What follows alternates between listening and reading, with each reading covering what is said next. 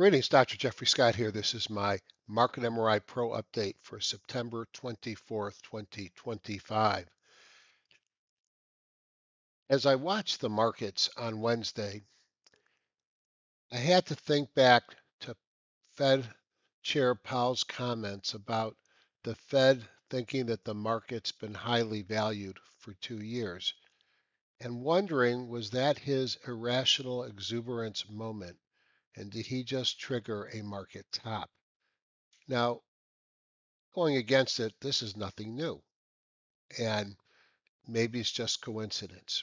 But we'll take a look at the market. We'll see what I think the risk is doing, and I'll talk about how I'm playing it. Again, Jeffrey Scott, marketmripro@gmail.com, Google Groups Top Down Trader, and this is late night on Wednesday, September 24th. As always, these are for educational purposes only. Any recommendations should be taken in the spirit of education and not investment advice. The intent of this video and all the videos I do is to show you how I use the tools for top-down analysis and how I apply them. Trading involves risk. You are solely responsible for any investment decisions you make.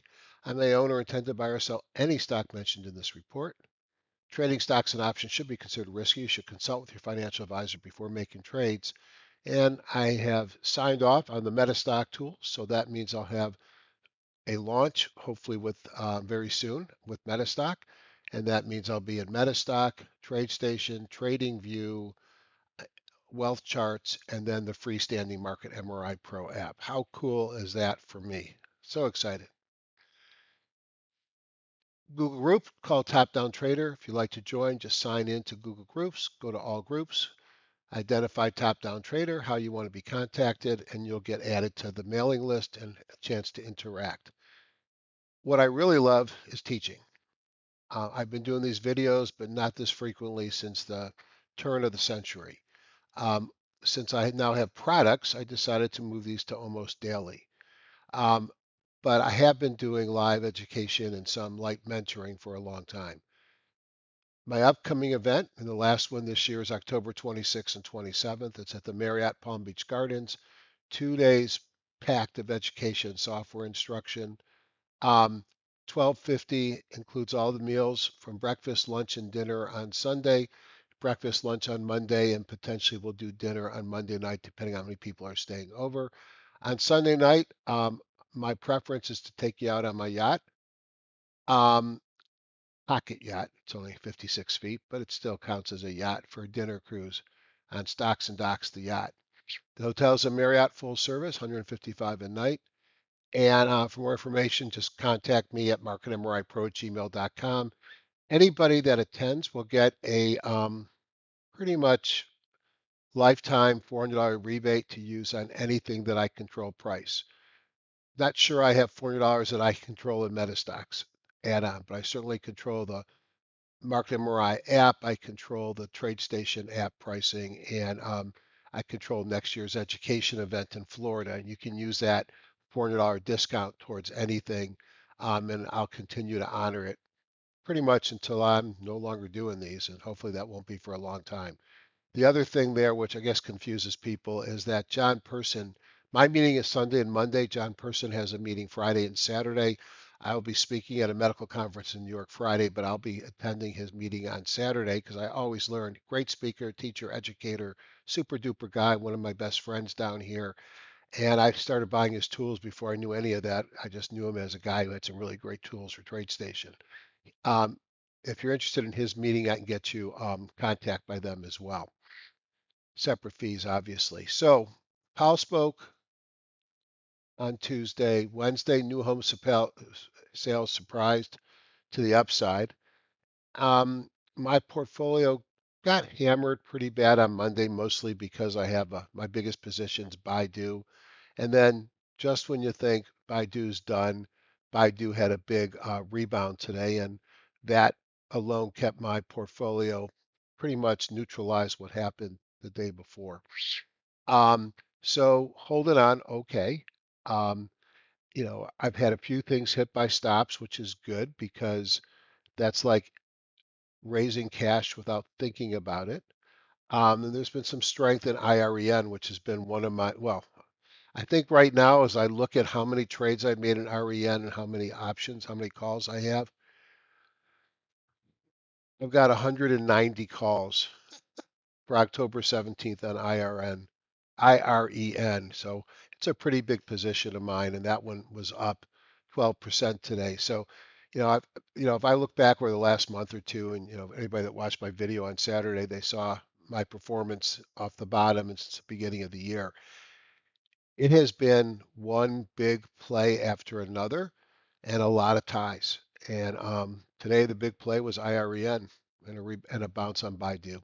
So Thursday, big day. We got more Fed heads, we got jobless claims, updated GDP, trade balance, retail inventories, wholesale inventories, durable goods, and if that's not enough, more Fed speakers. And then Friday, the PCE complex. So there's a lot more to go. Tomorrow night, we'll get Costco. KB Homes, I think, was up a little bit.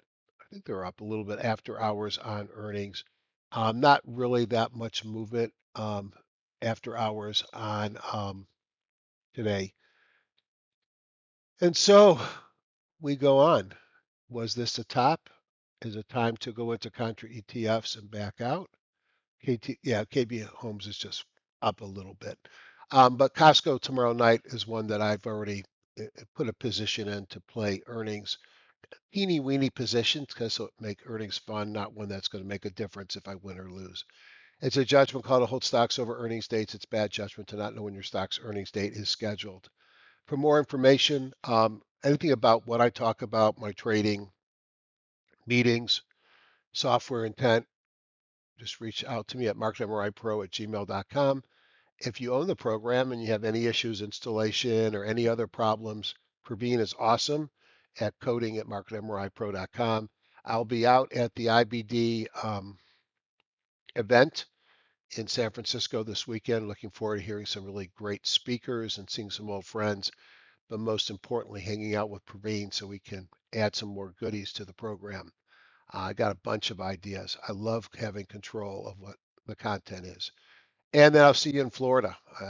I There's a reason why the same people come back every time. Either I have horrible reach of new people, which I do because I don't really market or advertise, except for doing videos, but I think people that come find them valuable. Let's look at what happened on Wednesday. We could see Bitcoin was up 1.59, dollar was up 0.73. That's not necessarily a good thing. All the equities were down between 0.32 to 0.92. Spiders 0.32, Q's 0.35, Diamonds zero point 0.4, Russell minus 0.92. And look at Russell at the low, it's the lowest part of the daily range, same as the diamonds.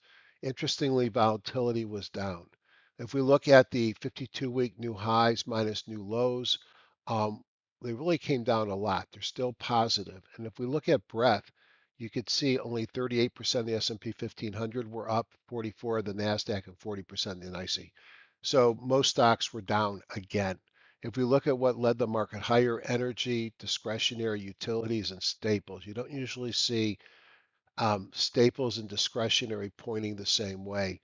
It was an interesting market. Big losers were materials and real estate and communications. If we look at categories that were working, I ignore cannabis. They're such cheap stocks. Every little move, they get big percents. But lithium, copper, solar um, has been strong. Chinese internet strong, biotech, oil producers, and MLPs, which pay a nice dividend. So, not a great day in the market again. And that really begs the question.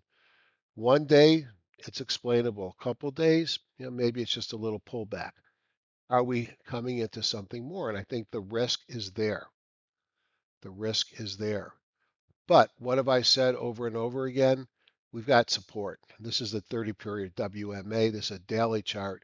Notice that we lost the bongo on everything but the Qs today, the spiders, the Russell, and the diamonds. But until we break the WMA, we're still in a buy mode. So a little bit nervous, but still pointing up, and the weekly hasn't changed at all. Weekly still shows we're in buy mode. But you look at these weekly charts and you've got reversal candles for each of them. So I think it's okay to be nervous here, and I think that you know, harvesting profits, trailing up your stops, and being careful here is warranted, even though my signals still say to be long.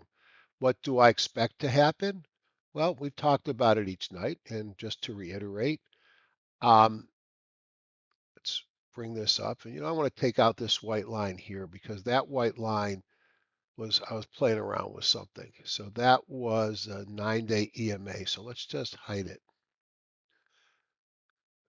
It's supposed to make it go away. Oh, well, pretend it's not there. What you have here is a 17, and then you have the 50 right here. If the price closed today in the neighborhood of 661 and the 50 is at 643, 661, 643, 18 points. It's 3% away. It is not the end of the world for us to pull back to the 50. A break below the 50 will be a little bit more painful because at 600, you're closer to 10% away, and that would be a much more significant correction. But I like the fact I still got the 17 and the 50 below, and look how often we get these pullbacks. So for right now, it's still a run-of-the-mill pullback. It's not a major correction. And right now, I'm still hopeful that after another couple of weeks of negative seasonality, we get to the good part of the year and we go higher. Again, as Powell said, we're highly valued, and that could be a concern. If we look at the Qs, we see the same thing, which is the market rolling over. We're not far above the 17 or the 50, natural lines of support. And I think there's probably going to be support in this area as well at the prior highs. So the picture is pretty clear. We're in the midst of a pullback. We don't know how far it's going to go. Not, I would say it's still orderly, and enough things are holding up that the market hasn't broken down despite the majority of the equities being negative in what with the major indices. Similar on the diamonds, but again, we really haven't broken down. We might just be at the bottom of the channel. Maybe we bounce tomorrow. Futures are up now, but they change so much I don't worry about them until the morning. And then, yeah, does this look like a top? Yeah, we had a shooting star kind of, but it's too much of a body, I think, for that. But a big topping tail at the new highs. Maybe we are rolling over. But right now, we're just consolidating at all-time highs. So I'm trying not to preach that the market's doom and gloom and you got to get out and be afraid. I think there's risk here. But I also think the biggest risk is a small pullback to support and then a run to higher highs at the end of the year. But we'll see. And if we look at the volatility index here, the VIX futures, they were actually down today. And you could see they did trade much higher, but ended down 2.76. And we could see that they're still very low in their pattern, but they broke above the 50. So I think that's still something that's a little bit concerning to me.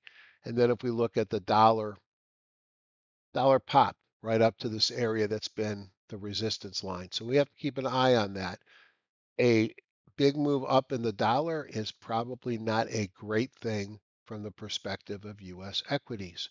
If we look at commodities, it's also not good for commodities. And, I've been a huge proponent of gold. I talked about buying gold on this breakout here. I've lightened up, and I still think gold is going to go higher. I think that the forces that made me want to buy gold with this breakout are still in play. Inflation, and I think we're going to find more inflation. But with the jobless numbers coming back and perhaps some concern in some places that the economy is slowing, I'm not convinced on it. This was the break. Gold may pull back some, but for now, 1 day drop of less than 1%, it's hard to hang the crepes for a funeral. Silver also has had a huge run, and you could see um, down 0.35, not really a big move, and certainly a little consolidation after this massive move would not be a shocker. Again, if inflation rears its ugly head, I think they're going to go higher, and they like rate cuts too. So Is oil making a comeback? Well, energy was a top group. We've broken above the 50. Um, I mean, it could happen. Connect the high there to the most recent high there. I mean, a break above this might be interesting. Um, some of the oil stocks might start to be compelling. When we looked at one, Florence, I believe, was the one I liked yesterday. Natural gas isn't doing anything. And at least for today, the 10-year, I don't, let's see, just make this smaller. Let's make 40 bars. Oh, come on. I'd like to hear. There you go. The 10-year in the, oh, stop that, was up zero point 0.8 and the 30-year was down 0.57. So not a big move in the yields today. And as long as we stay down below 5, I'm going to be okay. A break above the 200 at least will raise some of my concerns. Buckets shifted more towards the left, but not to the point where we're oversold. So I don't look for a oversold bounce at this point. Um, Market breadth, you could see a low close doji if you follow John Person off of this shooting star in the NYSE from Tuesday. You could see a little bit of a pullback, but this is just a flag right now. And frankly, you could start to argue that this is the same thing that's occurred multiple times. So I don't think it's time to run to the hills, but raising a little cash and tightening your stops, you can always buy things back again. Um, Stocks above the various moving averages coming down the NYSE, kind of flat on the NASDAQ. You could see the AD lines were negative again, no major signals. And then when I look at the new high, new low at 13 weeks, again, we're not going to talk about the divergences. We've talked enough about them. But notice the 13-week new high, new lows have gone neutral, 0.55, 0.62, 0.51, and 0.67. They work both ways. If we get a big pullback, we'll be looking for those to give us a signal that the market's going higher. Right now, there's not much of a signal there. So if I put all of this together, we're still in a pullback. It's hard for me to enter a lot of new positions here. I've let my stops take away a couple of my positions. Um, I'll probably take profits in IREN tomorrow just to put some money in the bank. I want to keep my performance high and reduce my risk. Interesting market, a very interesting market. I don't think we're done. I think we could pull back 3, 4, 5%. I expect the 50 days to hold. And if not, then I'll have a lot less stocks when it hits the 200. But I don't think this is the beginning of the end, and I do think we could still rally into year end. If we look at the ratio charts, you could see that communications and tech have both come down where the strength was. You can see some movement up in energy, utilities. Um, Discretionary has been strong. Even staples has picked up some. So rotation, rotation, rotation, maybe. And maybe just a couple day pullback and then the big cap tech takes us higher. If we go into the JAS layout, you can see we're down to 3,818 stocks. One thing I did want to look at real quickly, let's look at two things. RSP, so the equal weighted S&P 500, really hasn't broken down. So despite the fact that we can talk about how the market cap larger stocks have been leading, we're rolling over perhaps, but we're still above the 50, closed right about at the 17. And the QQQE, the broader based equal weight NASDAQ 100 has not broken down either.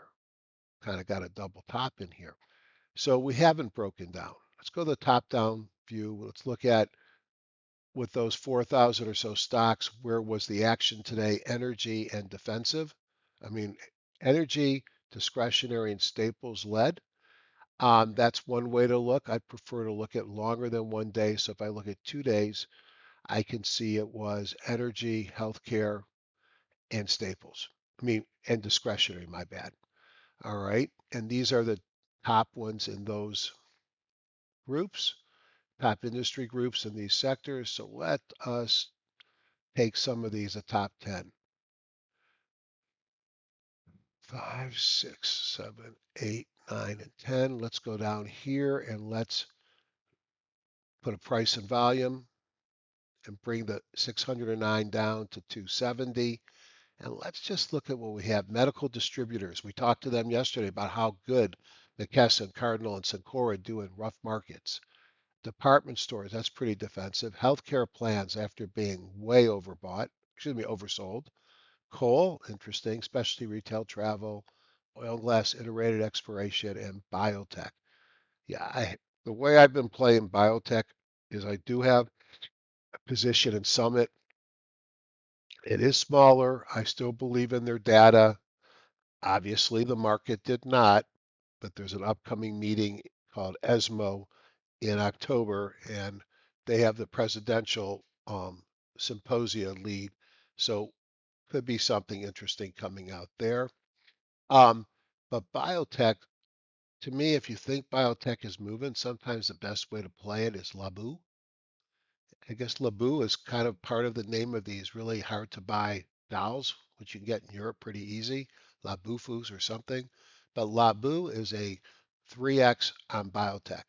And you can see it's been in a nice uptrend for a while and has held up rather well despite the issues we've seen in the market. So let's just rank these by the same 2-day momentum. Sure, massive move on data. Probably you have to figure out what this company is worth.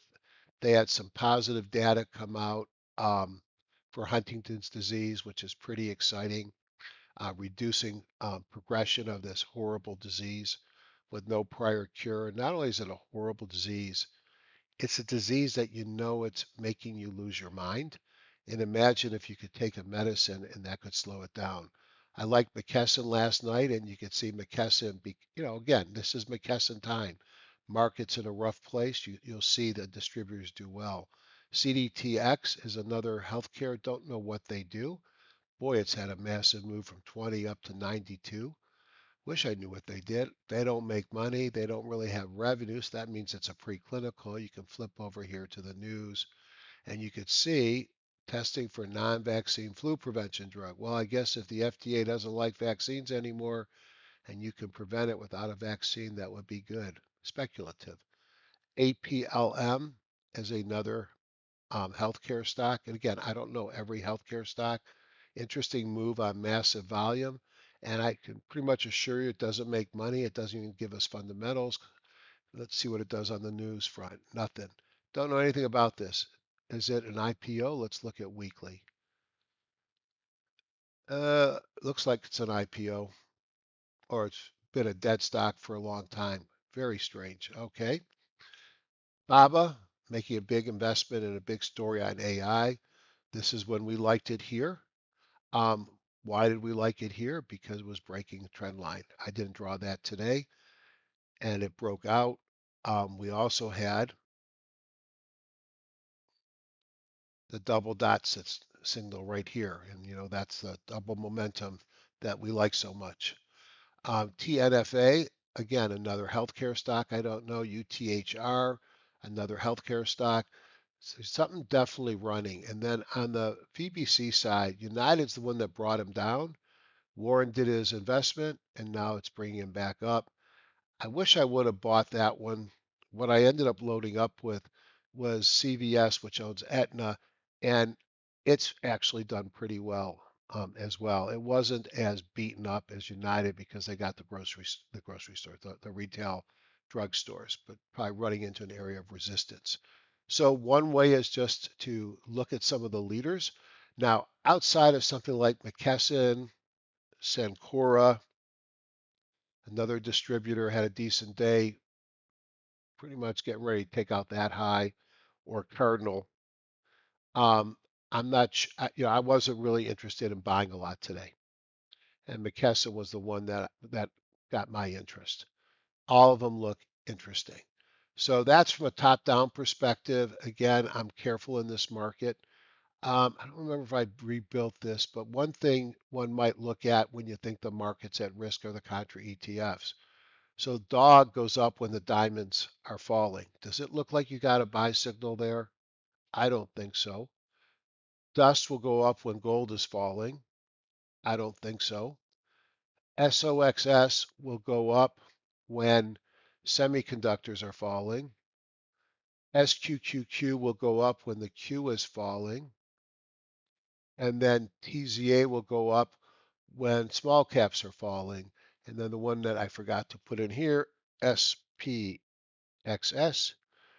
um, will go up when the S&P 500 is falling. None of the contras are giving you buy signals. None of them are even moving up. So it tells me it's not time to be in those. So I'm still mostly long.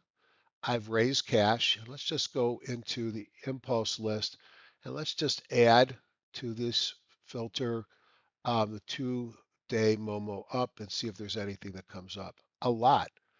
That is weird in a horrible market day.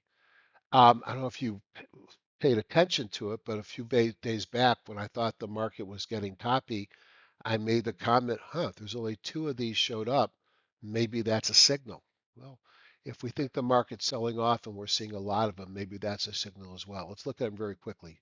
CBOE, um, global markets breaking above the 50, three momentums in a row, out of a squeeze, relative strength and OBV, break it out. This looks, to me, it looks great.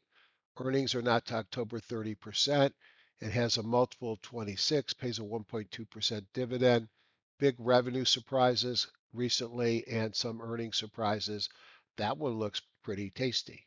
CF fertilizer, um, kind of like what I'm seeing on this one too. So doesn't this go against the fact that the market's dying? I mean, a nice break out of a flag there, or a descending trend line, probably. There's your double momentum out of a squeeze. This green line is so powerful. It's the relative strength of the stock versus the spider breaking above its moving average. The white one is the OBV. Man, that looks good too. Um, Next earnings are November 5th, so you got a long time. Earnings per share growth is all over the place. It's going to have $1.73 against $1.34. That's a 40 cents. That's about 30% gain on a 13% multiple, 2.3% dividend. That looks interesting. Canadian National, or excuse me, Core National Resources, so another an energy play. Sideways move, a breakout. Was there any news on this today? Madeline Paquin. Okay. I'm convinced energy is the most understood of the decade. So somebody seeking alpha wrote um, that this may be an interesting play in energy.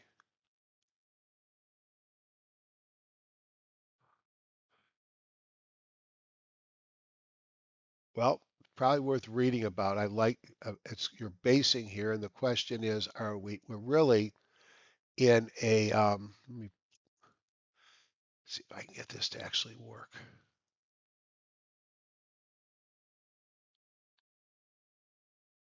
Kind of in a Darvis box. I probably should have made it bigger. Let's see if that can be interesting to see what happens here. So I just put that in because we'll see it again later. CNX, here's your CNX resources. It's too much of a downtrend for me, but it's got the double momentum.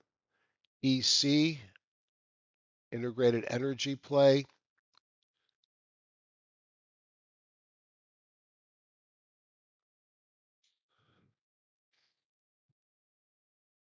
I used to own this thing. Used to pay a dividend. Does it still pays a two? Oh, yeah, 23% dividend. It's hard to believe it pays that.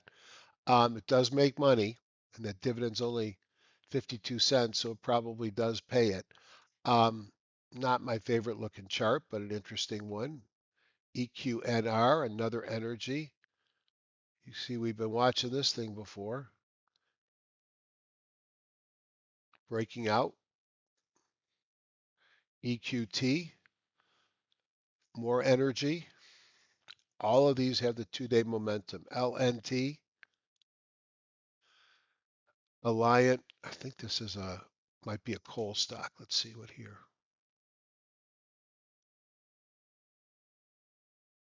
Natural gas, regulated utility. All right. I didn't see what the dividend was. 3%. OGE, another utility. Here's your Phillips 66. I bet this pays a dividend. It pays a 3 something. Let's see. 3.93 dividend. Range Resources. Notice the number of energy stocks here. Tallow, Energy, TTE, Energy, Venom, Energy, Vital. I think this was over the last couple of days. We talked about this one, and XCL. Utilities. The market has changed. Of all these, which ones do I like the best? I think CNR, if it breaks out of that, I thought CF looked interesting, and I like CBOE. The fact that so many energy stocks have that double momentum signal, and that signal has been my go-to signal for finding the stocks that have led me to what I showed were pretty impressive performance over the weekend. Um, I'm interested. So let's put it all together. Caution, caution, caution. I think the market might be giving us that bear trap, but it doesn't mean it can't go down a little bit further. I think you have to be prepared for it to pull back to the 50. If you can't weather 3 to 5% from here at all-time highs, then your position sizes are crazy. Um, I don't think we get there. I bet we bounce and we go to higher highs. But you have to play risk management. Risk management says if you're like me and have booked triple-digit gains since the beginning of the year, why not book some more profits so you still have that money no matter what happens? Be careful. Come to my live meeting and I'll show you the trades that I took to get my return. I'll show you why finding market bottoms is when you go all in and how I got 380%. That's what my brokerage statement said, folks, when I showed it over the weekend off the April 7th lows that I put out in a video. And I'll show you how I have my way of approaching options, buying low cost